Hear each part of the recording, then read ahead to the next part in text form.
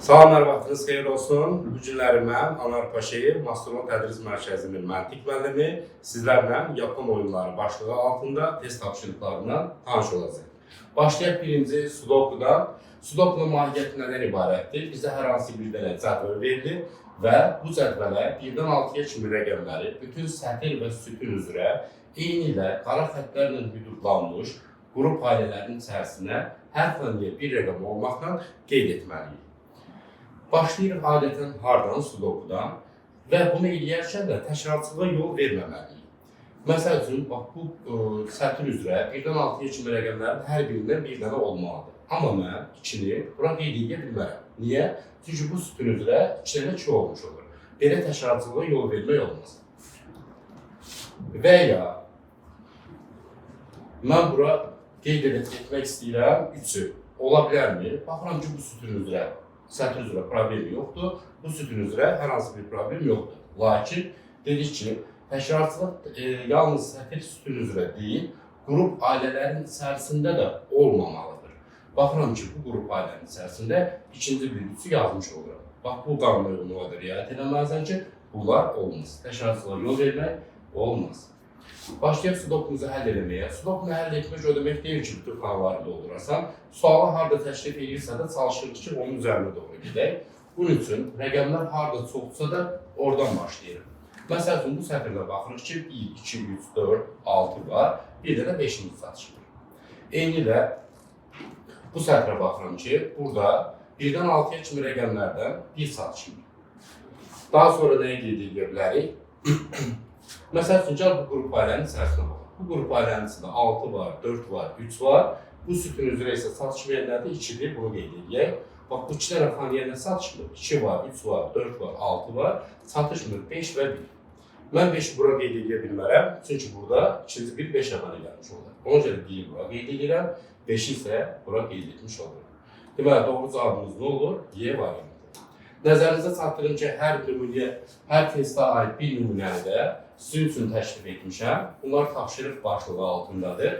Bütün suallara, tapşırıqlara kanalın altından, videonun altından cavablarınızı qeyd etsəniz, hamısını doğru şəkildə kursumuz tərəfindən hədiyyə edəcək. Bax, bu tapşırıqdır. Bir saniyə saxlayıram, siz də videonu dayandırıb həll edə bilərsiniz. İzah elədim, siz də baxın nümunəyə testinin öhdəsindən gəlir. Yenə burada sudokudur. Sadəcə olaraq bayaqçının fərqi odur ki, buradakı qrup ailələr əyri xətlər vasitəsindən verilibdir. Bu da başqa sudokunun bir tipidir. Deməli, yenə gedişatımız eyni şeydir. Bütün sətir və sütunlar üzrə bu hərflərin hər birindən bir dənə olmalıdır və qrup ailələrin içərisində, məsəl üçün, bir qrup ailəmiz budur. Məsəl üçün, bir qrup ailəmiz də budur. Hər qrup ailənin içərisində hər hərfdən bir dənə iştirak etməlidir və sütun sətir üzrə təkrarçılığa yol vermək olmaz. Başlayıram harada deyək, bu qrup ailənin içərisində. Niyə? 6 dənə təşkil olunan hərfdən 4 dənəsi burada iştirak edir. Yerdə qalan 2 dənəsini təyin etmək bizim üçün asan olur. Burada A var, B var, Y var, F var, satışmır C və D hərflərimiz. Bura C yaza bilmərəm, çünki bu sütun üzrə ikinci bir C üzərinə gələr. Bura D-ni qeyd edirəm, bura isə C-ni. Daha sonra keçsəlim bu qrup ailənin içərisinə. Niyə? Burada 6 hərfdən 4 iştirak edir. A-mız var, B-miz var, C-miz var, D-miz var, satışmır Y və F hərfləri. F-i bura qeyd edə bilmərəm, çünki bu sütun üzrə F var. Bura Y-ni qeyd edirəm, bura isə F-i qeyd edirəm. İndi birbaş sualın üzərində gedə bilərik. Bu sütun üzrə 6 hərfdən 4 iştirak edir. A var, B var, C var, F var, satışmır D və Y hərflərimiz. Y hərfini bura qeyd edə bilmərəm, ikinci bir Y əmələ gələr. Y-ni bura qeyd edirik, D-ni isə bura qeyd edirik. Və testimizi həll etmiş sayılırıq. Sualın yerinə deyildi. Nə düşür? O da Y hərfi. Doğru cavab B variantı. Və eyni ilə buna ait bir test nümunəsində tapşırıq olaraq sizin üçün verirəm. Tapşırıq 2-dir. Qeyd edirsiniz kommentlərdə. Futoshiko.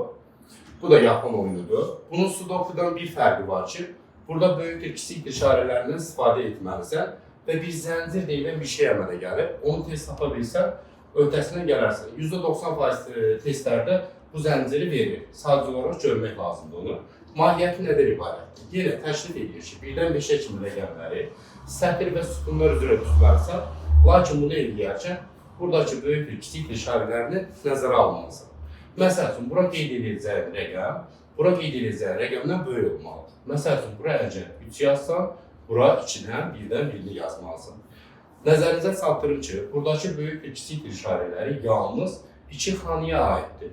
Ümumi sətr və sütuna aid deyil. Başlanğıcını hardan edək? Deyilmi o zənciri əmələ gətirmək. Əgər onu görə bilərsinizsə də nə gözəl. Baxın, bura diqqət edin. 3-dən böyük nə var, ondan da böyük nə var əlimizdə rəqəmlərin içində. Yəqin 3-dən böyük 4 olar, 4-dən də böyük 5 olar. Daha sonra isə kesit edək bura. 5, 4, 4 nədən böyükdür? O da nədənsə böyükdür, o da nədənsə böyükdür. 4 böyük olsun 3-dən, 3 böyük olsun 2-dən, 2 də böyük olsun 1-dən. İndi bu səhvlə diqqət edin. 3, 2, 1, 4, çatışmır nəyimiz? 5-imiz. Daha sonra kesit edək, bax bu sütuna. Burada 5-imiz var, 4-ümüz var, 3-ümüz var, çatışmır 2 və 1 rəqəmləri. Biz biri bura qeyd edilməliyik, bu sətr üzrə ikinci bir əmələ gəlmiş olur. Ona görə 2-ni bura qeyd edirəm, 1 isə bura qeyd edirik. Kesit alaq növbəti bura. Bu sütun üzrə 1-dən 5-ə kimi rəqəmlərdən 1, 2 və 4 iştirak edir, 3 və 5 çatışmır. Bura 5 qeyd edə bilməliyik, çünki bu sətr üzrə ikinci bir 5 əmələ gəlmiş olur. Bura heç qeyd edirəm, bura isə 5-i qeyd edirəm. Daha sonra kesit alaq bura. 4 var, 3 var, 5 var. Çatışmır bu xanalara nə? 1 və 2. Biri bura qeyd edilənlərə yuxarıda 1 var. 2-ni bura qeyd edirəm, 1 isə bura qeyd edirəm. İndi bu sütuna diqqət edin. Burada 1 var, 2 var, 3 var. Çatışmır 4 və 5. 5-i bura qeyd edilənlərə 4, 5 isə bura qeyd edilir. Daha sonra 5, 4, 3, bura çatışmır 2 və 1 rəqəmləri. Biri bura qeyd edilənlərə ikinci 1 olar. Təşkilatçılığa yol vermək olmaz. 2 buradadır, 1 də buradadır. İndi sualımız üzərində doğru gedə bilərik. Burada 1 var, 2 var, 5 var, çatışmır 3 və 4. 4-ü bura qeyd edilənlərə, 3-ü bura qeyd edirəm. Bizim sualımızda da cavabı odur. 4-ü isə bura qeyd edirəm. Bunun bir də sudokudan fərqi nədir? Burada %90% doldurmaq məcburiyyətindəsən bütün xanaları. Bizdən sualı soruşurdur, o da 3. İndi növbəti test tapşırığımız üçün verəcəm. Tapşırıq bu 3-dür. Videonu dayandırıb, həll edib, kommentlərdə, şərhlərdə öz fikrinizi bildirə bilərsiniz. Dediyim kimi, nəzərinizə çatdırın. Bütün tapşırıqların hamısını doğru və ilk olaraq vaxtla orada baxılacaq. Yerinə yetirilən tələbiyə kursumuz tərəfindən hədiyyə olunacaq. Mən də o hədiyyədə iştirak edəcəm. Yəni, köməkçilik edəcəm. Baxın, indi kesit alırıq buna. Bayaqki kitab versiyası öyrənməkdən ötəridir. Bu isə İmtahana düşmüş versiyası və imtahanlarınızın düşə biləcək versiyasıdır ki, burada düşübdür. Aşağıda bu hesablamaları verir. Bunlar bizim üçün qorxuducu olmasın. Kesit alırıq yenə. Toşkonu həll etməyə. Hardan başlayaq? Məsəl üçün, burada 1-dən 4-ə kimi rəqəmlərdən özü təşrif edib, istifadə etməliyik. Başlayaq 4 rəqəmimizdən. Ki, məsəl üçün, bu sətr üstünə 4-ü hara yaza bilərik? 4-ü bura qeyd edə bilərəm. Əgər 4-ü bura qeyd etsəm, bura nə yazmalıyım? 5 yazmalıyım. Olmaz. Çünki bizdəki rəqəmlər 1-dən 4-ə kimidir. Bura 4 yaza bilməm. Əgər 4-ü bura yazsam, 4-dən böyükərək bura 5 yazdım. Baxın, bizdə 5 iştirak etmir. Burada yazamıram. Zaten bu xananın 2 rəqəmini tutur. Buraya yazıram, bax, həm o 4. Deməli, tapdıq ki, C-nin yerdə 4 tapdıq. Növbəti dedikatımızı eləyək. İndi bildik ki, bu xanada bu sətr üzrə 4 və 2 iştirak edir. Qalır əlimizdəki rəqəmlər nə? 1 və 3. Yəqin ki, 3-ü bura qeyd edərik, 1-i bura. 3-dən böyük əlimizdə hansı rəqəm var? 4. Bura 4 qeyd edirəm. Daha sonra kesit edirəm. Bura ya da ki, bura. 4-ünü qeyd edirəm. Bax, məsəl üçün, bu sütun üzrə. Bura 4 yaza bilmərəm. Əgər 4 yazsam, 4-dən böyük gəlib bura 5 yazam. Bu sütun üzrə, bura zaten 4 yazanlara, burada 4 var. Bu sütun üzrə zaten bura 4 yazanlara, bu sətr qoyulub, 4-ün yeri baxın bura. Sonra nəyi təyin edə bilərik?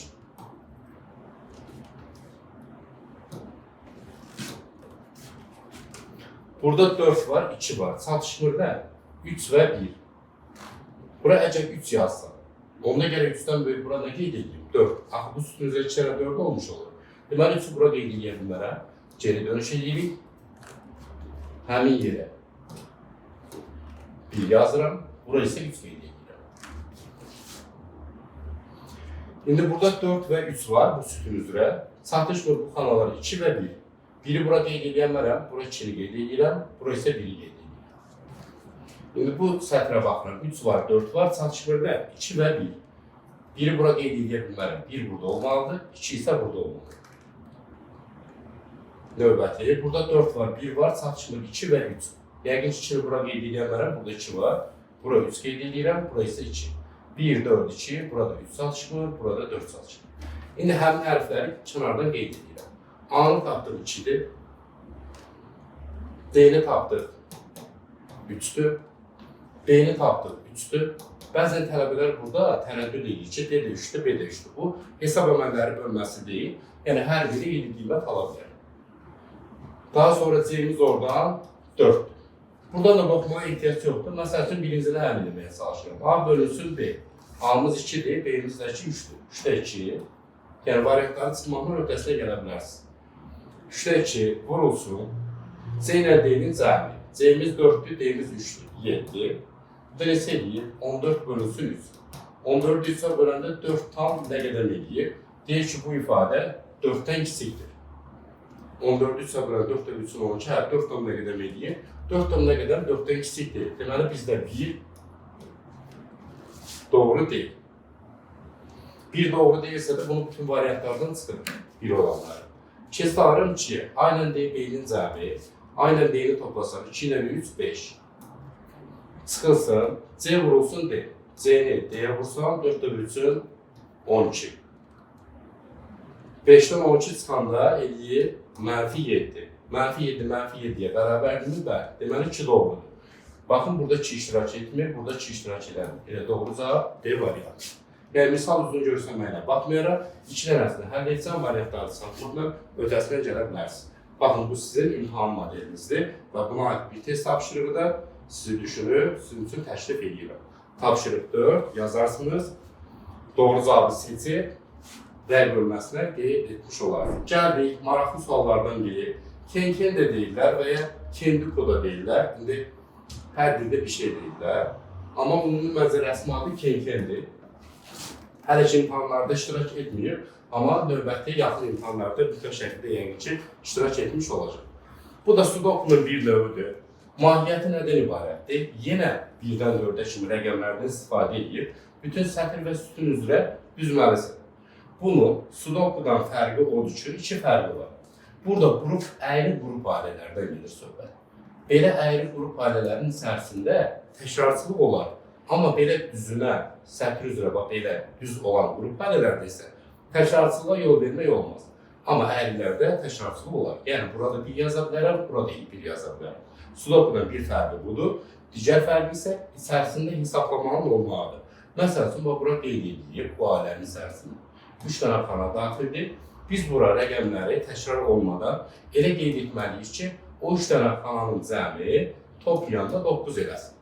Məsəl üçün, bu qrup ailənin içərisində 2 bölək verir. Yəni, bura yazacağım rəqəmləri bir-birinə böləndə nəticə etibarilə 2'nin versin. Məsəl üçün, bura 5 plus yazır. Deyir ki, bu ailənin içərisində yazacağın 2 dənə rəqəmi cəmləsən, nəticə nə verməlidir? 5 verməlidir.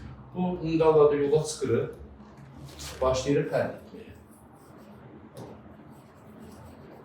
Düzdür, biraz ehtimalıdır, zamanımızı ala bilər. Amma həll edəndən sonra baxasınız ki, elə də yəni çətin deyilmiş. Başlayaq buradan. Məsəl üçün, bura 4, 1 yaza bilər yancaq. Çünki təkrarçılıq olmazaq, 2'ni 2'yə vururum, 4 eləsin. Bura 4, 1 yazarım. Tutaq ki, bura 1 yazdım, bura 4 qeyd elədim. Olmayacaq, geri qayıdıb 1, 4 olaraq qeyd edəcək. Məsəl üçün, bu ailənin içərisində deyil, rəqəmləri toplayanda 5 edir. 4, 1'i bura yazmışam deyiləm, bura 2, 3'ü yazmalıyım. Bura 2'ni qeyd edərəm, tutaq ki, burada 3'ü qeyd edərəm. İndi bura 1 verdim, bura 2 verdim, qalıb yerdə nə? 3-dən 4. Axı, bunları bir-birindən çıxanda 2 eləmir. Ona görə də geri dönüş eləyib, bura 1 qeyd edərəm, bura 4 qeyd edərəm. Eynilə 2 tələb eləyir, mən də sizin kimi edirəm. Bura 1, bura 4 qeyd elədim, burada 3-dən 2'dir. İndi burada 4 var, 2 var, çatışmır nə? 3-dən 1. Bura 3 qeyd edirəm, bura 1. İşarət ödəyirəm, 3-dən 1 çıxanda 2 edir. 3-dən 2'ni toplayanda 5 edir, 1-dən 4'ü bir-birinə vuranda 4 edir. İndi bu hissəli qeyd edir. Bura 1'dir, bura 3'dür, bura çatışmır nə? 2 və 4. Tutaq ki, bura yazıram 2, bura yazıram 4. Olmayacaq ki, geri qayıdıb 4, 2 olaraq qeyd edəcəm. İndi bura yazdım 4, bura 2, gəl bir idi. Bura 2 yazdım, bura 4 yazdım. Olmaz yenə dedim, geri qayıdıb düzəldək. İndi yaxşı, burada 3 var, 2 var, çatışmır nə? 1-dən 4. Tutaq ki, 1-i bura qeyd etdim, 4-ü bura. Axı bu qrup ailənin içindəki bu şərəfxananı bir-birinə vuranda 8 etməlidir. Onun üçün bura nə qeyd edəcəm? 2. Hər 2-ni bura qeyd edirəmsə də elə bayaq düz yazmışdım. Gəlir onu dəyişməzdim. Elə belə olmağa yaxşı olur. Elə bir ki, var, real şəkildə siz də test edirsiniz. İndi bura 4-ü qeyd edirəm, burada 2-ni qeyd edirəm. İndi burada 4 var, 1 var, 2 var, çatışmır bura nə? 3. Burada da 1 var, 3 var, çatışmır 2 və 4. 2 burada var deyiləm, 4-ü bura qeyd edirəm, 2-ni bura qeyd edirəm. Bu da 1, 4, 2, bura çatışmır 3. Bu da 4, 2, 3, bura çatışmır 1. Bütün xanalardakı hesablamalar nöqtəsindən gəldi. Bizdən soruşduğu M dəyişəninin yerinə hansı rəqəm düşür? 3, D variantı. Növbəti tapşırığı da sizin üçün verirəm. Düzdür, mənim etdiyim sizlərdən biraz rahatdır, amma sizin yetərinizə vaxtınız var. Bu nöqtəsindən gəlmiş olarsınız. Bu da sizə tapşırıq. Növbəti hissələr Hitoriya. Tələbələrin bəlkə ən çox çəkdiyi. Amma rahatdır, mən bəyənirəm Hitoriyi. Özünə məxsus qaydaları var. Nə? Elə bir ki, evdə sudoku həll edirsən. Sadəcə olaraq sən vərəqi qoyub gedirsən, kimsə sənin yerində sudokunu həll edib, amma yanlış həll edibdir. Niyə? Biz nə dedik? Dedik, sudokuda sətr üstün üzrə təkrarçılıq olmaz. Amma baxıram ki, burada 3 dənə qeyd, 2 dənə 3 qeyd olunubdur. Məsələn, bu sütun üzrə 1, 2, 3 dənə 1 qeyd olunub. Sənə də deyir ki, Hitoridə bu səhvləri düzəl. Yəni, bax, 2 dənə 3 görürsən, bunlardan birini elə bir ki, saxlayasın, digərini isə qaralayasın. İndi qaraladığımız kanalın əvəzinə biz deyirik ki, gəlin onu x deyək. Niyə? Çünki bəzən suallarda soruşulur ki, o qaraladığın kanalın altındakı rəqəmlərin cəmi neydir? Axı biz onu qaralasaq altındakı rəqəmləri görməkdə çətinlik çəkərik. Onun üçün də qaralanmış kanalları x-lənmiş kanallar qeyd edirik. Mahiyyətini izah edirəm, birinci sənədə qaydasıdır. Bax, tutaq ki, bunu qaraladım, bunu isə götürdüm. Götürəcəyimiz 2 kanallar var, onları yumru dairəyə alırıq. Siləcəyimiz kanalları isə x deyirik. Deyir ki, hər hansı bir kanalı x-dəsən, onu, solunu, yuxarısını, sağını və aşağısını yumru dairəyə almalısan. Deyirik, niyə? Hitorinin qaydası odur ki, qaraladığın 2 dənə xana yan-yana sətr üzrə bu şəkildə olmaz. Qaraladığın 2 dənə sütun üzrə bu şəkildə olmaz. Lakin qaraladığımız xanalar diaqonal üzrə olar. Amma belə olar. Amma kiçik bir dənə amması var, nədir o? Amma blok yaratmır. O blokda nədir deyil? Bunu elə belə sizə qara edirəm. Tutaq ki, bunları yumru dairəyə alırsan, məsəl üçün edir. Başa düşün deyə. Bax, bu şəkildə qaralaya bilməzsən. Hitori deyir ki, ümumilikdə misalı həll etdikdən sonra bu ağ dairələrin sətr və sütun üzrə bir-birinə sərbəst keçid olmalıdır. Dairələr arasında diaqonal üzrə keçid qəbul olunmur. Bu yumru dairələr su damcıları kimi bir-birinə sətr və sütun üzrə belə sərbəst çıxışlar olmalıdır. Əgər mən bunu belə istəyirəmsə də, bu 4-ü bloka salıram. Çünki bu 4 nə belə çıxış edə bilmir, nə də belə çıxış edə bilmir. Diaqonal üzrə çıxışa da icazə verilmir. Yəni, bunu edə bilərsən, lakin elə et ki, ağ dairələri bloka salmayasan. Başqa Hitorinin nə qaydası var? Vacib qaydalardan biri ki, fərqli rənglə qeyd edeyim, nədir? Deyir ki, hər hansı bir kanalın, rəqəmin, hərfin, dəyişənin solunda və sağında eyni şey varsa da orta hissə yumru dairəyə alınır. Baxın, bu 2-nin solunda da 1 var, sağında da 1 var. Tez həmin ortadakını yumru dairəyə alsın. Eyni bu sütuna da aiddir. Tutaq ki, 1, 5, 1 vermişəm. Bu 5 tez yumru dairəyə alınır. Ən gözəl qaydalarından biri bu. Bir də zeykandir ki, adını mən elə deyirəm. Yəni, təkrarçılıq. Bir sətr və sütun üzrə bir rəqəmlə, bir dəyişənlə 3 dənə iştirak edərsə də, lakin o 3 dənə bu dediyim şəkildə iştirak etməlidir. 1, tutaq ki, 5, 1, 1. İkisi yan-yana olsun, biri isə onlardan ayrı olsun. Bu orta hissəni onsuz yumru dairəyə almalıyıq. Lakin şimdi bu 3 dənə birdən hansını mütləq şəkildə qaralamalıyıq? Baxın, belə bir 3 dənə gəlsə rəqəm, ikisi yan yana qoşa, biri tək gələrsə də həmişə tək olan qaralanır. Sual verərsən ki, bəs bu yan yana olan 2 dənə birdən hansı qaralanır, hansı saxlanılır? O, misalın gedişatından asılıdır. Amma o tək olan 100% qaralanmalıdır. Başqa teoriyada nə qaydalarımız var ki, bunu məsəl üçün sıxın verib, özünüzü saxlaya bilərsiniz və bu sizə imtihanda təşrif olunanda əvvəldə bu şərtlərin heç birini deməyəcək. Buradan bunu pozun. Şimdi sualın üzərində bir də izah edəndə daha aydın şəkildə olacaq. Biraz qaydaları çoxdur. Bir də 50-nin 50-yə deyilən bir üsul var. Çıxılmaz vəziyyətdə qalanda o üsuldan istifadə edilir. O da nədir? Məsəl üçün, bura 2 yazdıq, bura 2 yazdıq, bura da 2 yazdıq. Belə ev şəkildə bir forma görərsənsə də bu kəsişmədəki qaralanıda bilər, yumru dairəyə dalınır bilər. Buna deyirlər 50-nin 50-yə üsul. Yəni, misal var ki, buradakını qaralayanda hamısı çözülür, hamısı həll oluna bilir. Misal da var ki, o hissədəki yumru dairəyə alınandır. Buna ona görə deyirlər 50-nin 50-yə üsul. Başqa da teoriyada nəyimiz var? Məncə %90% qaydalarını dedim. Bir də sualın üzərində izah edək, daha aydın şəkildə olsun. Tamam, keçid alaq hara. Hardan başlayayım mənim? Solunda və sağında eyni şey olanların orta hissəsini yumru dairəyə almaq. Keçid alıram birinci sətr üzrə. Bu sətr üzrə yoxdur elə bir hal. Belə də yoxdur, belə də, Allah şükür, belə də yoxdur, belə də yoxdur. Buradan baxırıq. Baxın, bu 2-ni yumru dairəyə alıram. Niyə? Yuxarısı və aşağısı eyni rəqəmdir. Bu 2-ni yumru dairəyə almaq, onu sütun və sətr üzrə saxlamaq deməkdir. Yəni, bunun əgər alternatifini görərsənsə də, digərini qaralanmalısan. Yaxşı, mən bu sətr üzrə bu 2-ni saxladımsa da, orada qalmalıdır. Onda bu 2-yə ehtiyacımız var, bunu tez qaralayırım. Qaraladığım kanalı, yəni istədiyim kanalı tez, yuxarısını, solunu, sağını, aşağısını yumru dairəyə alıram, ikinci bir x ora daxil olmasın deyə. Daha sonra baxıram bu sütun üzrə, bu 5-i yumru dairəyə alıram. Niyə? Yuxarısı və aşağısı bir rəqəmdən təşkil olunurdur.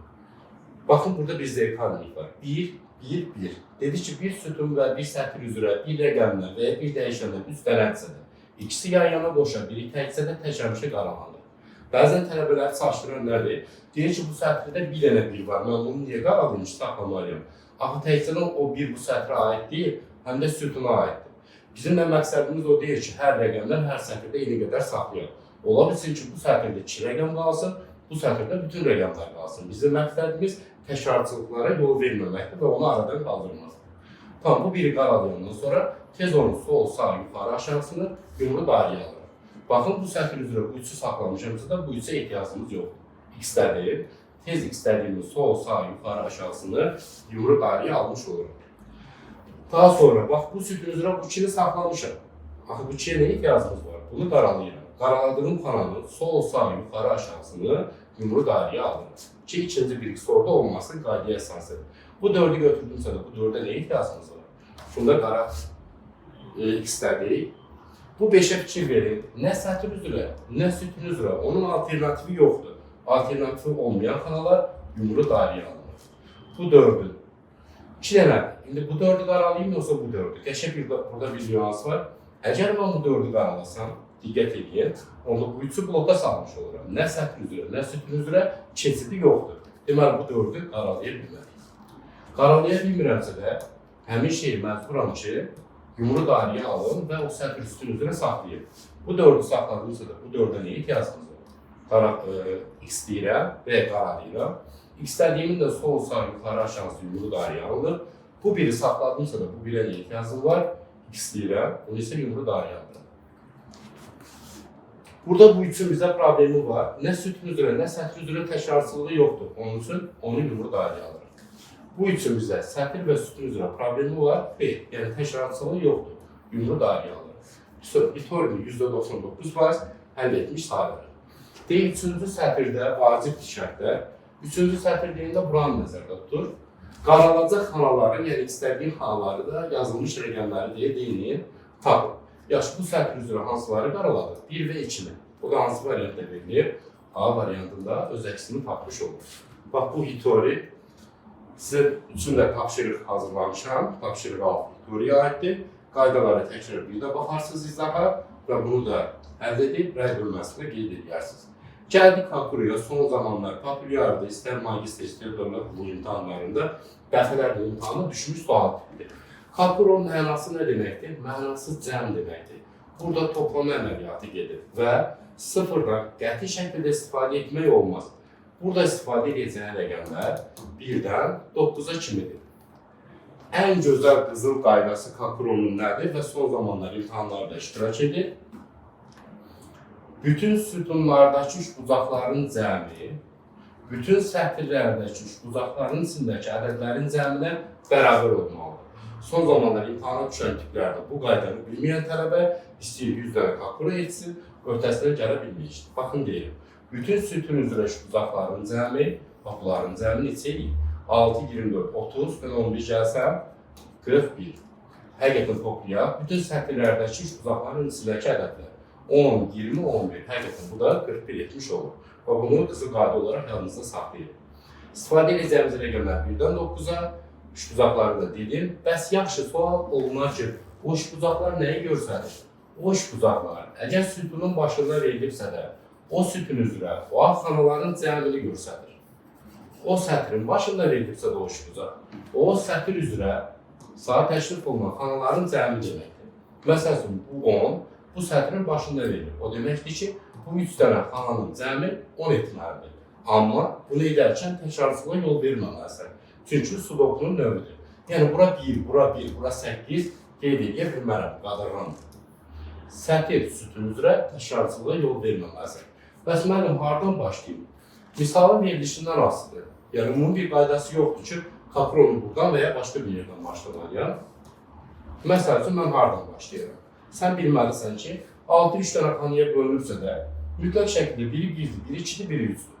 24 3 dənə xanaya bölünürsə də, o rəqəmlər biri 9, biri 8, biri 7.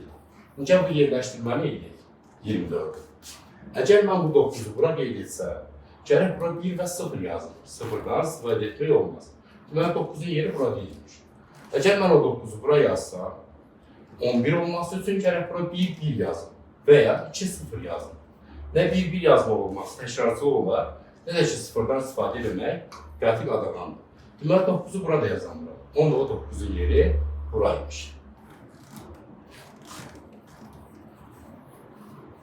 Qalır 8 və 7-miz. Bunları da qeyd edək. O 8-i bura yazsam, 10 olması üçün gərək 1-1 yazın. O da təkrarcı olur. Deməli, 7-ni bura qeyd edək. Və burada 1-2 yazalım. Olmayacaq, qala qaydı, qeydə dönüş edeyim. 1, bura 2 qeyd edəcəm. Bura 7, bura 9, bura nə qeyd edirik? 8. 8, 1, 1 olmaz, düzdürmü? Bura nə qeyd eləməliyəm? 2, 1. Bura 2-ni qeyd edeyim, bura 1. 6 3 dənə xanaya bölünürsə, biri 1-dir, biri 2-dir, bura nə qeyd eləməliyəm? 3. Bu da 9 üstünə neçə eləyir? 12. Bura nə saçılır? 8. Həqiqətən ödəyirikmi? Toplayanda 11. Toplayanda 20. Toplayanda 10. Eyni də sütunlarında cəmi eynidir. Kakuru'nu həll etmiş sayılır. Biz də Y və L hərfinin cəmini soracaq. Y'ni tapmışıq 3, L'ı da qeyd etmişik 8, C, 11, D variantı. Və bunun bir dənəsini sizin üçün qeyd eləmişəm. Tapşırıq 7 olaraq inşallah öhdəsindən gəlmiş olarsınız. Bu tapşırıq 8-i də sizə verirəm. İmtahan versiyası. Bizim kitablarda etdiyimiz və imtahana düşən versiya. Sən imtahana düşən tiplərdən burada etməlisən ki, imtahanda qarşına çıxanda bir dəfə düşünəsən, o da həllini. Əgər sən bu tiplərdən burada dərs prosesində etməyirsənsə də, imtahanda bu zeti tapmaqda çətinlik çəkəcəksən. Bax, bu zeti tapmaqdan ötəri bərkid edəyir. Üsul burada keçərlidir. Bütün sütunlardakı cəm 29, 11. İndi deyəsən bu 4 sətrə aiddir, yoxsa sütuna. Əgər bu 4 bu sətrə aid edəsən, bəs 6-ya haramı verir? Deməli bu 4 bu sütuna aiddir. 29, bax buradan da 3 sütuna aiddir. Bu qədərləri sütunlarımız. Deməli bu sütun, bunların cəmi bərabər olmalıdır. Bu sətirdəki, yəni şu uzağın içində gedir söhbət. 6, bax bunların cəmini. Onunla tapacaqsan ki, Z nəymiş və başlayasan xanalarını dediyimiz qaydalar çərçivəsində doldurmağa. Bax, imtahan versəniz bu. Çubuq dəstəsi asandır. Mahiyyətini başa düşəndən sonra elə də çox çətinlik çəkməyəsən, adi real həyatda bildiyiniz çubuqlardır. Məsələn, belə bir dənə çubuq var. Bunun üçün bir dənə başqa bir bunu da görsədim. Və 2 dənə elə bir belə çubuqdur. Bunları kəndir vasitəsilə real həyatda görmüşdə kəndir. Düyün atılır. Məsələn, bu olsun bir çubuq. Baxın, bir çubuğuna buradan kəndirlə düyünləri. O olsun bir çubuq. Bu düyünləri para gedib dayandığı yerə baxın. Baxın, 4-ə. Elə bir ki, bu bir çubuğudur, bu da 4 çubuqdur. Kəndirlə bir-birinə bağlamışam. Əgər mən bir çubuğunu özümə tərəf belə dartıb gətirmək istəsəm, bunun düyünləndiyi bu 4 çubuğu da bundan bərabər gələcək. Bax, mahiyyəti olur. Mən ona diqqət etdim. Uçlarla gedib dörət yerində. Tamam. Burada bir çubuğu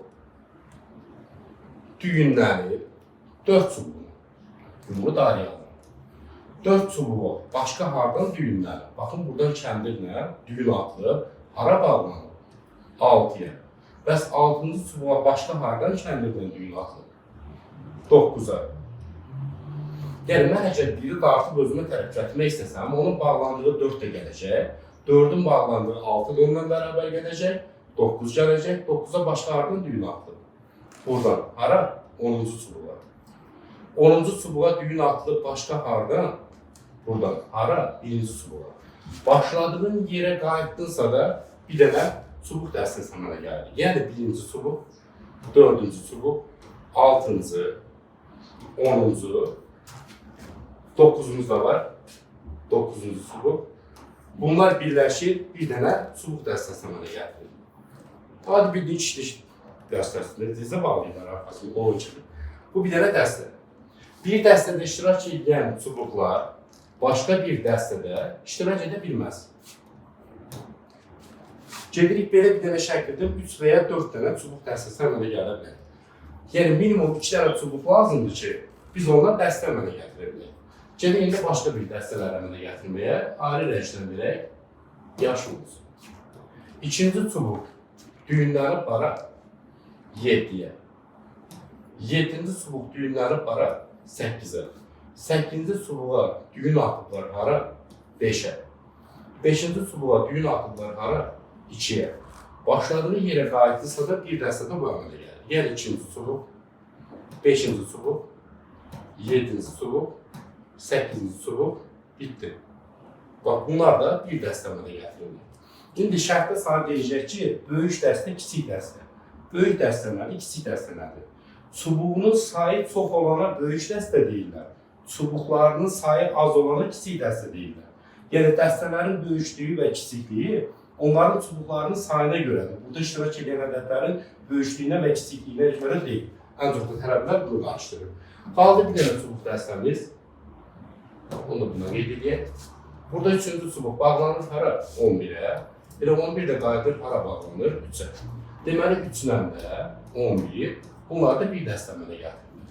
Cəm belə bir dənə şəkildən 3 dənə dəstə əmələ gətirilir. Görə bizdən nə təşrif edir? Çubuqların üzərində olan nöqtələr ipin deyib bağlandığı yeri görsədir, biz dedik. Ən çox sayda çubuğa malik olan dəstədəki çubuqların nömrələrini göstərənlərin cəmini tapın. Ən çox çubuğu iştirak edən hansıdır? Bu qırmızıdır. Bunların cəmini sorulsun. 1, 4, 6, 10, 20, 10 da üstə gəlsəm 30. Deyib, bunların cəmi nə edir? 30, o da B variantı. Ümid edirəm, başa düşdük. Hissədə bir dənə tapşırıq verirəm. Tapşırıq 9. Qapalı sınıq xətt. Yəni, bunu ölkə xaricində masüda deyirlər, masüda deyil, masü deyirlər adətən. Bizdə buna deyirlər qapalı sınıq xətt. Yəni, niyə adı bunun qapalı sınıq xəttir? Deyək, gördüyüm bu çərçivənin içərisində bütün qara və boz xanaların hamısına sınmış xəttləri keçirməklə axırda qapalı belə bir dənə fiqur almalısın. Amma bir qapalı fiqur almalısın. Bütün qara və boz xanaların hamısından sınmış xəttləri keçirməklə qapalı belə bir fiqur almalısın. Burada ağın qaydası yoxdur. Qara və boz xanaların qaydası var. Nədir qaydası? Deyir ki, ürəyin istədiyi kimi bu xəttləri belə apara bilməzsin. Bir də xəttlər kəsməməlidir, üstə düşməməlidir. Elə ki, hər hansı bir rəyə bir dənə tox çəkilir. Elektrik. Deyir ki, qara xananın içərisindən xətt mütləq dərəcədə dönməlidir. Qara xananın içindən xətt sınmalıdır 90 dərəcə. Sınandan sonra özünü çıxır qaranın. Qaradan sonra bir xana, bir də yarım getməlisin. Qara xananın içərisindən xətt 90 dərəcə dönəndən sonra özünü çıxır, bir xana, bir də yarım getməlisin. Məcburiyyətindir. Buradan da bax, özünü çıxandan sonra bir yarım gedir. Bu qaydadır. Bozun içərisindən xətt dönə bilməz. Bozun içərisindən xətt düz keçməlidir. Deyib, bozun içindən xətti düz keçirdəndən sonra boza bitki 2 dənə xana görəsən. Onların birindən mütləq şəkildə dönmək məcburiyyətindəsən. Mən bu bozun bura bitki xanasından dönmədim. Amma buradan mütləq şəkildə dönməliyim. Amma bilmirəm, sola mı, sağa mı? Bu bozun içindən də xətt düz keçməlidir. Keçəndən sonra ona bitki 2 xananın birindən dönmək məcburiyyətindəsən. Buradan dönə bilmirəm, çünki qaranın qolu gedir. Üçüncüdən dönməliyim. Ümumiyyətlə %90% bu tip testlərdə üçüncə çatdın, dönməlisən oradan. İndi bu qaranın içindən də xətt 90 dərəcə dönüb, bir xana yarım getməlidir. Bunun içindən xətt 90 dərəcə yəqin ki, belə dönər, düz. Çünki yuxarı geçsəm, xəttlər üstə düşər. Belə geçsəm, xəttlər kəskin olmamalıdır. Belə getdim, bir yarım. Belə də düşdüm aşağı, bir yarım. Bozların içindən dedik xətt neyini verdi? Düz keçməlidir. Bu bozun içindən xətti belə çölə çıxarda bilmərəm. Məcburan belə gedir. Üçüncə satan bir şey dönməlidir. İndi biraz da mühəndislik lazımdır özünüzdə. Bax, bu xəttin ucunu. Əgər bununla birləşdirməsəm, aparıb parayla birləşdirim. Qalır ortalıqda. Deməli, məcbursan ki, bununla birləşdir. Yəni, tək qaydanı bilməklə deyil, gərək biraz mühəndislik qabiliyyətinizdə olsun. İndi buna baxın. Bunun içindən xətti düz keçirdim. Buna bitki bu xanadan dönmədim, o birisindən dönmək məcburiyyətindəyim. Tabi elə fikir verin, bu xəttin ucuna bu qalır. Bunu da birləşdirim. Həm bozun qaydasını ödəmiş oluram, həm də ştafalı figurumu əmələ gətirdim. İndi bizə deyir ki, sınır xətt hansı rəqəmli xanalardan keçmir. Deməli, 1-dən, 2-dən, 5-dən keçdi xəttlərimiz, 3-dən və 4-dən bizim o sınır xəttlərimiz keçmədi. O da A variantı. Yenə dediyim kimi bir daha qaydanı qeyd edeyim. Qara xananın içindən xətt dönüb, bir yarım getməlidir. Bir yarımdan sonra istəyər düz gedər, istəyər dönər, misalın gedişatından asılıdır. Boz xananın içərisindən düz keçməlidir. Keçəndən sonra ona bitki 2 dənə xana olacaq. Onların birindən məcbursan ki, dönəsən. Yaxşı vəziyyətdə hər ikisindən dönə bilərsən. Amma ən azı birindən dönmək məcburiyyətindəsən. Bu qaydaları riayət edib, öhdəsindən gələ bilərsiniz. Sizin üçün də bir tapşırıq hazırlamışam. Burası imtahan sualıdır. İnşallah öhdəsindən gəliriz. Gəldik ən müasir testlərdən birinə. Rəngli xanalar son dövrlər imtahanda iştirak etmiş sualdır. Nə ilə qeyd edeyim burada? Nədən başlayır? Sarıdan, qırmızıdan davam edə bilər. Baxın, bizə nə deyir? Deyir, aşağıda gördüyüm bu rəngli xana ki var. Sarı kvadratlardan deyib başlamaq şərtindən istənilən istiqamətdə yuxarı, aşağı, sağa və sola, yəni hərəkət trayektoriyan belə olmalı. Belə, belə, belə və belə. Diaqonal üzrə gediş qəbul olunur. Deyir, bunu etməklə neçə belə kombinasiya düzəldə bilərsən. Bizim üçün burada önəmli olan məsələ nədir? Başladığın rəng, bir də bitən rəng.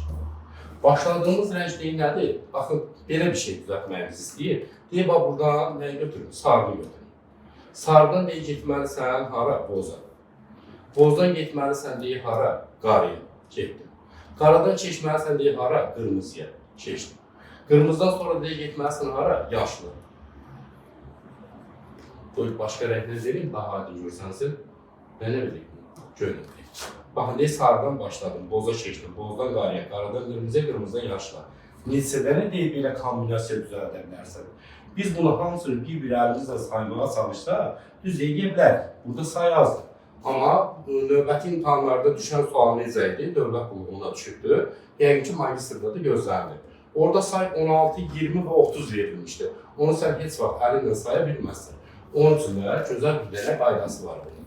Qaydamız da nədir? Diqqətlə qulaq assanız, çox asandır, az bir müddətdə öhdəsindən gəlmiş olarsınız. Burada əsas məsələlərdən dedik biri nədir? Bax, bura sarı yazıb, düzdür. Başladığını rəngə 1 deyəsin. Gəlirəm o sarıları tapıram, bura 1 yazın, bura 1 yazın. Bura 1, bura 1. Ən önəmli olan məsələlər budur. Növbəti rəngi tapmaqdan ötəri, o rəng özündən qabaqçı rəngin üsullarını toplayıb öz xanasında yazır. Yəni, bu boz neçə dənə sarıya dəyir? Bir dənə buradan bu sarıya dəyir. İçindəki rəqəmi götürürük 1. Sonra baxırıq bu boza. Bu bir dənə sarıya dəyir. Ona görə də bunlar 1 yazılır. İndi bu boza fikir ver. Neçə dənə sarıya dəyir? Bir buradan içinə 1 yazılmışa dəyir. Bir də ki buna. Bax, həmin o 1 ilə 1-i toplayırıq. 2-yə boza üsul verir. 2. Bu boz bir dənə bu sətr üzrə bu sarıya dəyir 1 yazılır. Bu boz bir dənə sarıya dəyir 1 yazılır. Başqa da bozumuz qalmadı. İndi gedirəm qara xananı tapmağa. Qara xana özündən qabaqçı rəngin üsullarını toplayıb öz içərisində yazır. Burada qanunumuz budur. Qara xananın içərisində yazılan rəqəmləri tapmaqdan ötəri özündən qabaqçı rəngin içinə yazılanları toplamaqdır. Amma dəyirsə də onu. İndi gəldim bu qara xanaya. Qara xananın boz xanaya dəydikləri lazım. Bu qara xana nə sətr, nə sütun üzrə heç bir boza dəymir. Ona görə 0 qəbul edir. Bu qara xana isə aşağıdan bir dənə boza dəyir 1 yazırıq. Bu qara xana bir dənə boza dəyir 1 yazırıq. Bu qara xana buradan 1-ə dəyir, buradan isə 2-yə dəyir. Həmin o 1 ilə 2-ni toplayıram və bura 3 qeyd edirəm. Bu qara xana yalnız bu dənə 1-ə dəyir 1 yazıram. Başqa da qara xanamız qalmadı. İndi keç edirəm qırmızıya. Qırmızı özündən qabaqçı qara xananın içərisinə dəyənlərin cəmini yazmaqdır. İndi bura qırmızı xanaya baxıram ki, qara xanaya dəyir bu. Dəyir, ona görə 0. Bu qırmızı xana hansı qara xanaya dəyir? Bir dənə buradan nəyə dəyir? 3-ə dəyir. Ona görə də bura nə qeyd edirəm? 3. Sonra bu qırmızı xana neçə dənə qara xanaya dəyir? Buradan 3-ə dəyir, buradan 1-ə dəyir. Ona görə 1 ilə 3-ün cəmi 4. Bu qırmızı xana bir dənə qara xana buna dəyir. Ona görə də buna yazılan 1. Bu qırmızı xana bir dənə qaraya dəyir. Ona görə 1 yazılır. Yəni dəydiklərinin sayını yox, dəydiyi qaraların içindəki rəqəmlərin cəmini yazılır. Qırmızılarımızla bitəndən sonra keçid alırıq ən axırı və önəmli olan məsələyə. Yaşıla. Yaşıl bizə misalın cavabını verir. İndi yaşıl özündən qabaqçı qırmızının üsullarını toplayıb öz içərisində yazır. Bu yaşıl heç bir qırmızıya dəymir 0. Bu yaşıl heç bir qırmızıya dəymir 0. Bu yaşıl heç bir qırmızıya dəymir 0. Bu yaşıl bir dənə qırmızıya dəyir. Bunu yumru qarıya alıram və buradan qeyd edirəm. Bu yaşıl heç bir qırmızıya sətr sütun üzrə dəymir. Ona görə 0 qeyd edirəm. Bu yaşıl buradan 4-ə, buradan isə 3 olan qırmızıya dəyir. Ona görə də bu 4-dən 3-ün cəmi 7-ni qeyd edirəm. Daha sonra başqa da yaşılımız qalmadı. Deməli, yaşılların içərisində yazılan rəqəmlərin cəmi 7, 0, 0, 0, 0, bir dənə də 1. Cəmi nə edir? 8. Deməli, burada 8 dənə belə kombinasiya düzəldə bilərik. Ümid edirəm ki, başa düşdünüz və sizin üçün də bir dənə test tapşırığı hazırlamışam ki, imtahana düşən tip, o da bayaqçıdır, ikisi də imtahana düşür. Baxın, burada sayılar çoxdur. Ona görə də o üsulu tətbiq etməsən, imtahanda bu nöqtəsindən gələ bilməzsən. Növbəti bir test tapşırığımız, bu da rəngli xanalarla bağlıdır. Düzdür, digərlərinə baxanda nisbətən çətindir. Ən müasir, ən son çıxan test tapşırıqlarıdır. Əslində, bunlar yüksəliş imtahanında iştirak etmiş suallardır. Sadəcə olaraq, magistr dövlət qulluğunda yeni görsənilən tiplərdən biridir. Mahiyyəti nədən ibarətdir? Deyir ki, burada bloklar görürsünüz. Bu bir blokdur, bu bir blokdur, bu bir blokdur. Deyir, burada gördüyünüz bloklar dəydiyi rənglərdən eyni olmamalıdır və cəmi əlimizdə də 4 dənə rəngimiz var. Boz rəng, qırmızı, sarı və göy. Elə eləməliyik ki, bu xanaları bir-birlə dəyəndə eyni rəng olmasın və belə doldurmalıyıq. Doldurandan sonra da deyir ki, hansı iki rəngin tutduğu sahələr bir-birinə bərabərdir. Bu da bir, yəni vaxt aparan test tapşırığıdır. Yaxşı, giriş edək, hardan başlayaq? Məsəl üçün, gəlin bu 3 dənə xanalardan başlayaq. Bunlar nə ola bilər? Boza dəyir, buradan qırmızıya dəyir, ya sarı olacaq, ya da ki göy olacaq. Bura sarı qeyd etsə. Yəni, baş hərfini yazmanız kifayət edir. Burada göy rəngi qeyd edir. Çünki bunun dəydiyi blok qırmızıya dəyir, sarıya dəyir, buradan sarıya dəyir. Bu hissəyə ya göy, ya boz verərik. Bura göy versən. İndi deyəs müəllim hardan bilir? Düzdür, ehtimallıdır.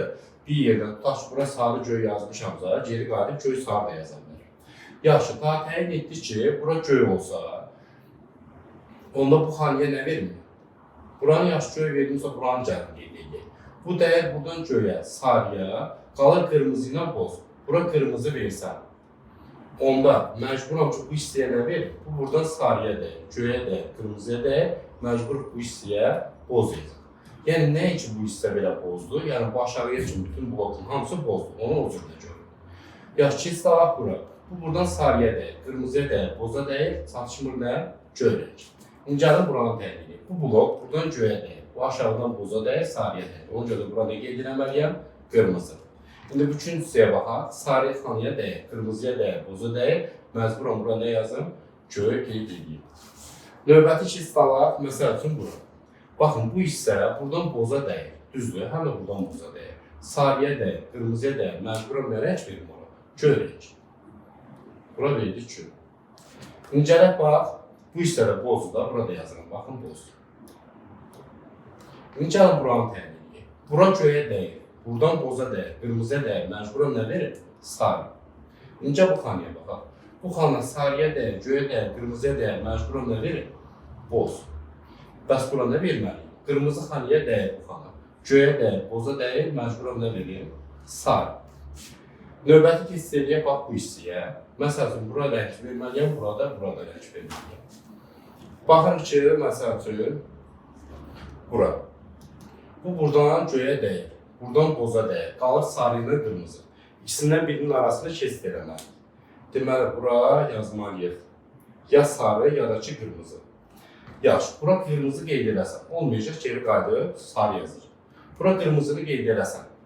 Onda bu hissəyə nə qalır? Bu boza dəyir, göyə dəyir, qırmızıya dəyir, məcburam bura sarı yazır. Düz. İncə bu xanaya baxaq. Bu, buradan boza dəyir, qırmızıya dəyir, sarıya dəyir. Məcburam nə verim bura? Göy rengi. Bura göy verdim. Bəs buranı nə təyin? Bu, buradan sarıya dəyir, indi də buradan sarıya dəyir. Göyə dəyir, boza dəyir, qaldı bir dənə qırmızı rengi. Tamam. Bunları həll edəndən sonra işimiz bitirmir? Xeyr. Bizdən deyir ki, bu rəngli xanaların sahələri eyni olanları tapır. Gəlin, məsəl üçün, göyü hesablayaq. Bu göyləri olanları bir xana, iki xana, üç xanamız var. Üstə gələk, digərlərini amma özümüz bölməliyik. Gəlin, məsəl üçün, bölək də. Məsəl üçün, bu bloka baxın, göy. Bunu neçə dənə kubika bölə bilərəm?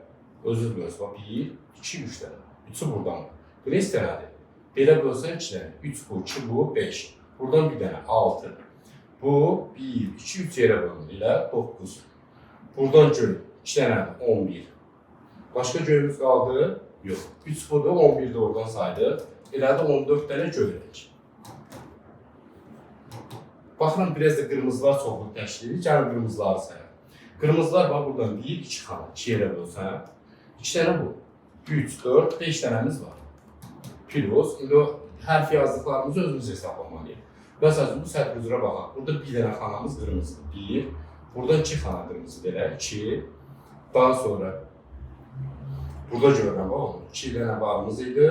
3 dənə də buradan əmələ gəlir. 5, 3 dənə buradan əmələ gəlir. 8, başqa var buradan qırmızımız. Burada 3 dənədir. Sonra burada 3 dənədir. 6, 6. 2 dənə buradadır. 8, bir dənə də buradadır. 9. 9 dənə də bu. Toplasaq, edir 14 dənə qırmızı. Elə bəxtimiz gətirir ki, göy ilə qırmızının sahəni eyni tapmış oluruq və bizdən də sahələri eyni olanı sorsun. O da C variantı.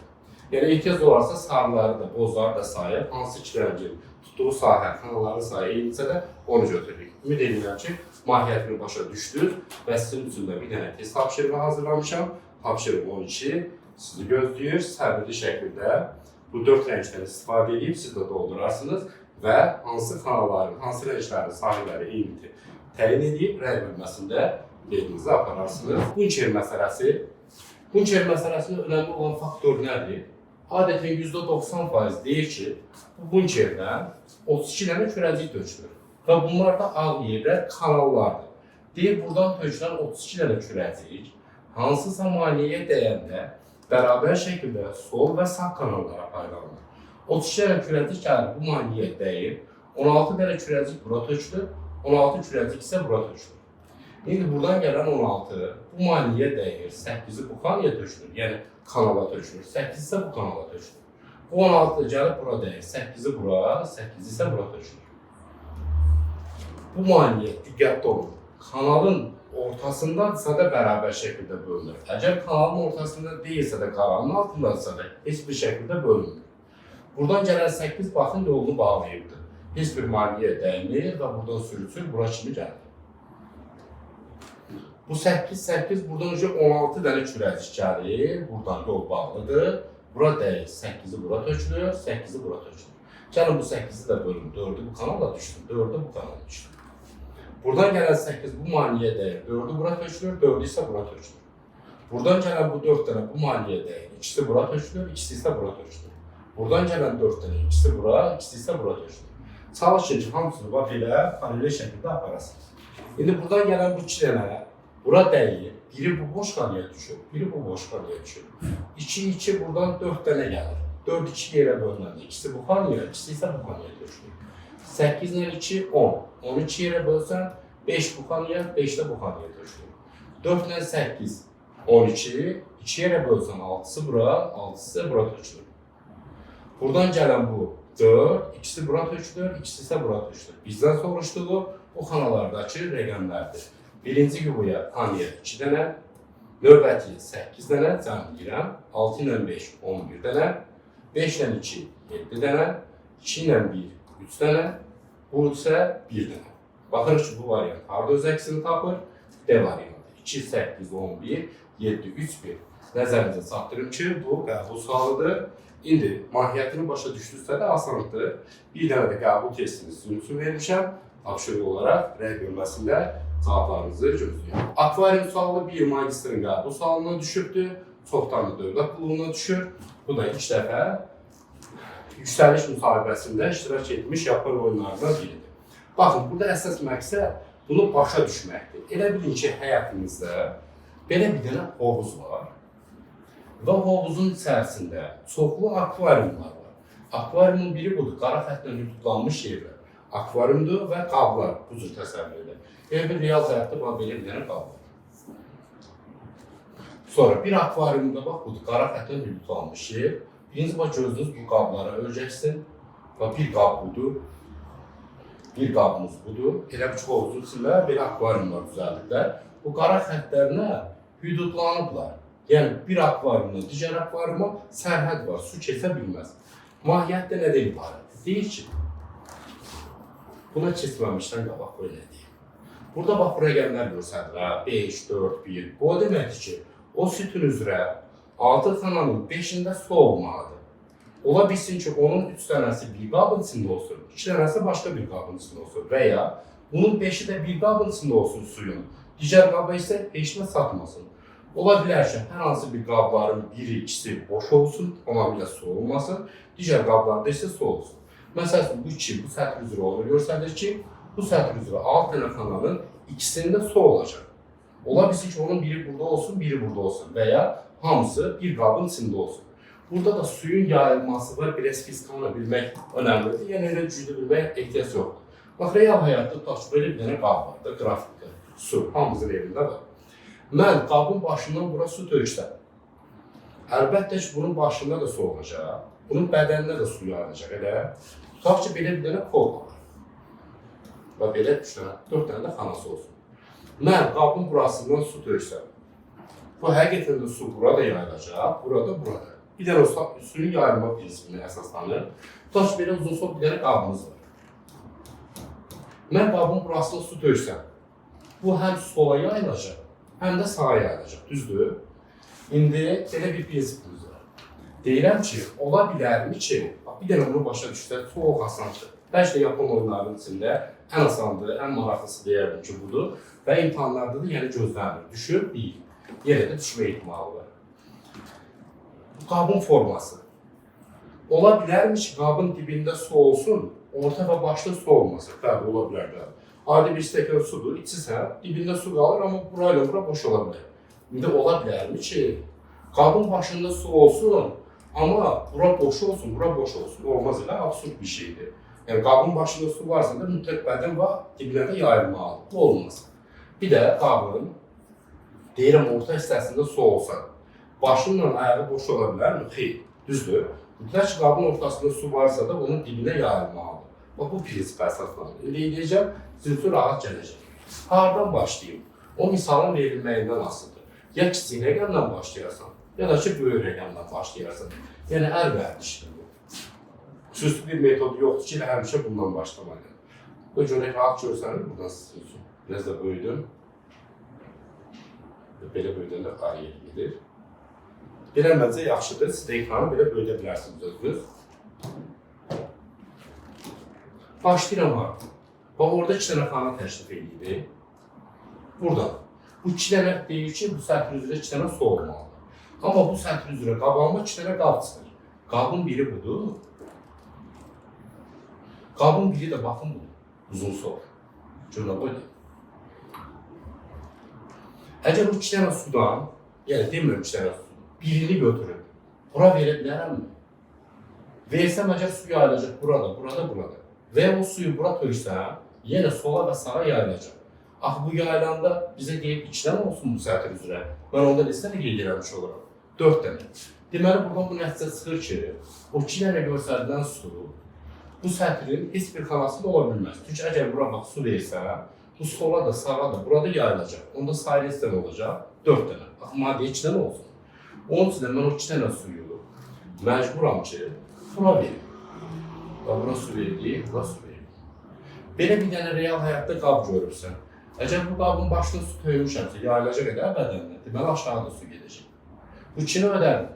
Əgər bu 2-ni ödəyibsənsə də ki, xanada burada su varsa, onda digər xanalarda su yoxsa da nə eləməlisən? İstəməlisən. İndi yaxşı, gələk hara? Başqa haradan təyin edə bilərik?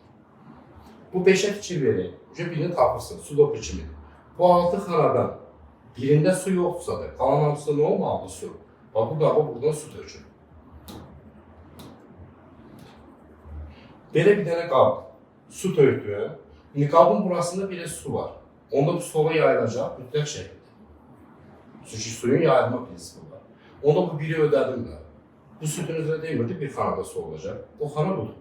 Burada su varsa digərlərdən eləməlisən, ilk satmalısın. Bu qaba fikir verin, bax, yenə bu qaba.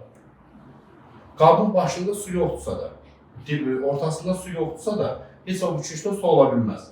Bax, məsələn, bura su vermək istəsəm, bu yayılmalıydı. Verə bilmirəmsə, buranı da bir dənə x deyil. Daha sonra bu 4-ü görürsən, sətrini birini tapına kimidir. Bu 4, alt dənə xananı zaten x-də x qoyursa, yerdə qalanları nə verməlisə su. Suyu da qeyd edərkən, qabın yayılma prinsipinə bax. Məsələn, bura su tökdün, görsən 2 kanalı bir qabdır. Mütləq bura su töksənsə, bura yayılacaq 100%. Burada su verirəm. Bu qabın burasına fikir verir, bax, bu da hərfidir. Bura su tökmüşənsə, burada yayılacaq, əlbəttə ki, yayılacaq. Həm də ki, bu 5-ə fikir verir. Bu sətr üzrə 6 xanadan birinə x qoyubsansa, mütləq o birlər nə olmalıdır? Su olmalıdır. Bu 5-ə fikir verir. 6 xanadan birinə x qoyubsa, qalan hamısına su verməlisən. Bu 4-ü ödəmiş elə. Onda 4 dənə su varsa da, bu 2 dənə ilə ihtiyacımız var, x dənə. Bu 5-ə bax. 6 xanadan birinə x atıbsansa, digərlərdə mütləq şəkildə də olmalıdır? Su olmalıdır. Qabın yayılma prinsipi burada olacaq. Ha, bu qablar arasında sərhəd var, aşağı bilməz o tərəfə. Yalnız öz daxilində yayılır su. Bu 5-i ödəməkdən ötər, bir xana x-dədir, qalan hamısında nə olmalıdır? Su olmalıdır. Bu 5-i ödəmişəm, ödəmişəm. Bu 4-ü ödəyə bilərik. 1, 2, 3, mütləq bura nə verməliyəm? Su. Daha sonra, bu 5-i ödəmişəm, ödəmişəm. Hamısını ödədikmi? Ödəyəndən sonra işimiz bitir.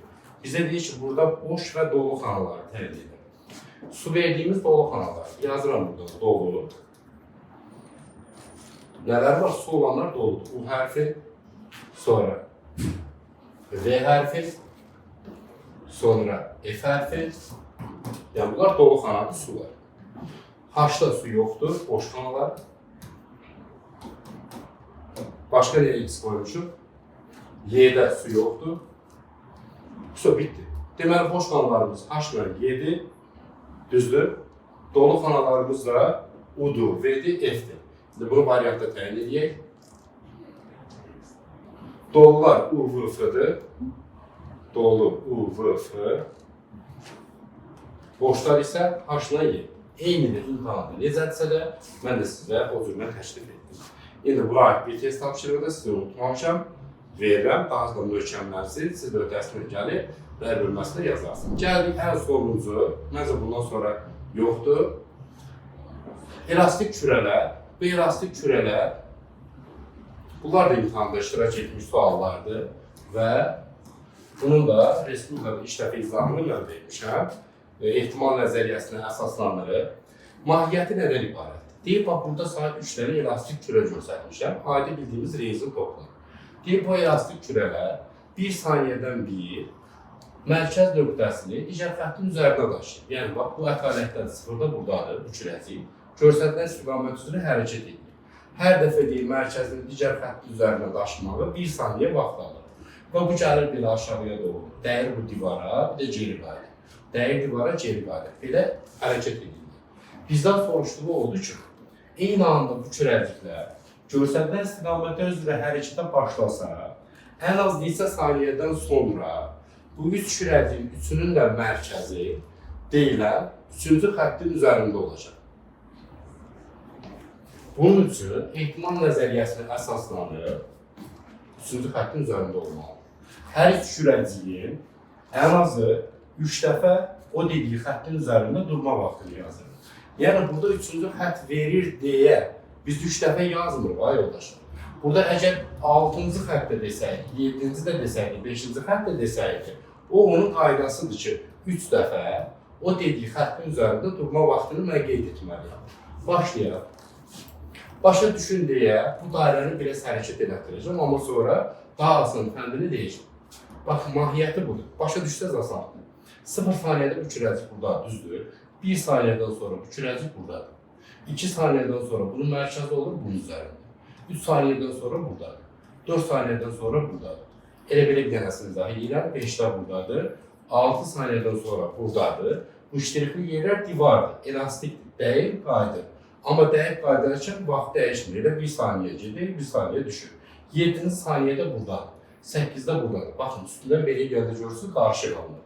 Ona görə biz bunu bu şəkildə yaza bilmərik. Başa düşüldüylə izah etdim. Və onu belə yazırıq biz. Deliyo xətti qeyd edirəm ki, bunun üstündə 3 dəfə durma vaxtı yazmalıyıq. Ancaq rəqəmləri yazın. Hardan? Deyilən qırıq-qırıq xəttin üzərində. Çünki elə bir çox dairənin mərkəzidir. 0-da buradadır. 1 saniyədən sonra buradayım. 2-də burada, 3-də burada, 4, 5, 6, tabura düşmürəm. Dəydiyi divara geri qaydır. Bunun yanına yazın. 7, 8, 9, 10, 11, bura yuxarı gedir də mən şey yazdım. 12, dəydi divara geri qaydır. 13, 14, bəs edir. 3-cü xəttin üzərində 3 dəfə yazdım. Yazıram, birinci kürəciyin intervalı budur. 2, 10 və 14. Və başlayırsan bunu ardıcıllıq kimi həll etməyə. Neçə artır? 8, neçə artır? 4. Təkrarlanır. 8 artır. 22, 4 artır. 26, 8 artır. 34. Ara kimi davam edir. Rəqəmlərə baxsan variantda. Oradakı böyük rəqəmə uyğun olaraq biraz davam elətdirirsən. Kes qalırıq, indi ikinci kürəciyin intervalını yazar. Görək 3-cü xəttin üzərində 3 dəfə durma vaxtı hansıdır? 0 saniyədə buradadır. Nə var? Buradan başlayıb. 1-də buradadır, 2-də buradadır, 3-də buradadır, divara dəyir, geri qaydır. 4-də buradadır, 5-də buradadır, 6-da buradadır, 7-də buradayıq, qala qaydırıq, 8-də isə buradayıq. Bölgəndə baxın, 0-da buradayım, 1-də burada, 2-də, 3-də, geri qayıtdım, 4-də, 5-də, 6-da, 7-də, 8-də. Deməli, bunun intervalı 0, 6 və 8-dir. Neçə artır? 6, 2 və bunu təkrar edirəm. 6 artır 14, sonra 2 artır 16, 6 artır 22, bəs edir. Gedək indi 3-cü kürəcinin intervalını çıxardaq və misalımız həll olunmuş sayılır. Bunu da sarı edirik. Sarı deyil, biraz tüm. Deməli, 0 saniyədə, mərkəzi buradadır. 0-da buradayım. 1-də burada, divara dəyəli geri qaydır. 2-də burada, 3-də burada, 4-də burada. Deməli, bunun ardıcılığı nə oldu? 3-cü xəttin üzərində 3 dəfə yazdım. 0, 2, 4. Neçə artır? 2, 2 artır. 6, 8, 10, 12, 14, 16. İhtiyac olarsa da uzadarıq belə. İndi bizdən nə soruşsun? Hərəkətə başladıqdan ən az neçə saniyə sonra bütün kürəcikləri eyni olan 3-cü xəttin üzərində olacaq. Hər iki xət arasındakı məsafə 1 saniyə təşkil edir. Deyir ki, bunların üçünün də eyni anda gəlib bu 3-cü xəttin üzərində ilk dəfə durma vaxtını tapır. Üçü də o saniyədə gəlib 3-cü xəttin üzərində durur. Baxın ki, üçündə də ortaq rəqəm iş qabağıma çıxan nədir? Bunda da 14 var. Bunda da 14 var. Bunda da 14 var. Başka var mı? Hiç davamıza ortak rəqəmi. 2'dir, bunda var, bunda var, bunda yoxdur. 10 yoxdur, düz tapmışıq. Deməli, bunların ilk görüşləri 14 saniyədən sonra olur. Gəlib üçüncü xəttin üzərində düzülür. O da cavab Y variantı. Ola bilər ki, misallarda səndən ikinci və üçüncü görüş vaxtlarını soruşdun. Məsələn, bu misalda soruşsa ki, bunların ikinci görüş saatlarına vaxtı biraz bunu uzadım. 20, 22. 14'ten sonra bu üçünün de ortak rəqəmi hansıdır? 22 deyilər, burada da 22 var, burada da 22 var, səhv etməyəmsədir, burada da 22 var. Əgər səndən ikinci görüş vaxtlarını soruşsaydı, cavab olardı 22 sayılır. Sizə də buna aid test tapşırığı hazırlamışam. İnşallah həll edib, baxın burada ikinci görüş sorusu öhdəsindən gələrsiniz. Diqqətinizə görə təşəkkür edirəm. Ümid edirəm ki, videolarımız sizin üçün faydalı oldu. Növbəti izləmələrdə, növbəti mövzuların izahında görüşərik. Təşəkkürlər.